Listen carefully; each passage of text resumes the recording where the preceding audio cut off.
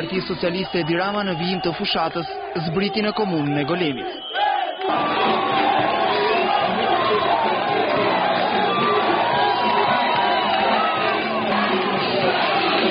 Për liderin e opozitës, 8 maj duhet jetë një vot proteste ndaj dështimeve të qeverisë, papunësisë e varfërisë që sipas zotit Rama sa vjen e rritet. Në 8 maj do të shkojnë bashkë me të gjithë tjerët në kutitë e votimit për si në një demonstrat popullore për të shprehur vullnetin sovran e për të thënë kur më në punës kërcënuar, kur më në punës kërcënuar, kur më politë kërcënuar, e të vënë në urdhrat paligjshëm për bukën e gojës familjes tyre.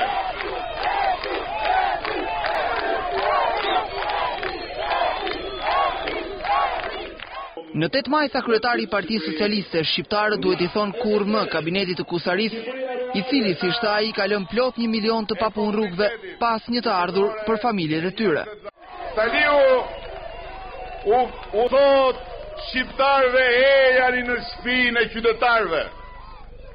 U thot shqiptarëve të sillen dhe të votojnë si europian, po ndërkohë ai dhe pushteti i tij kur fiken ekranet sillen dhe veprojnë si taliban me shqiptarët të cilët i kërcënojnë në bukën e gojës për t'u lexuar, kontrolluar dhe marrë votën. Duke kërkuar mbështetje për kandidatin e PS-s në këtë komunë Agrona Galliu, zoti Rama u shpreh sigur se në 8 maj shqiptarët do të dinë të japin përgjigjen e merituar qeverisë aktuale.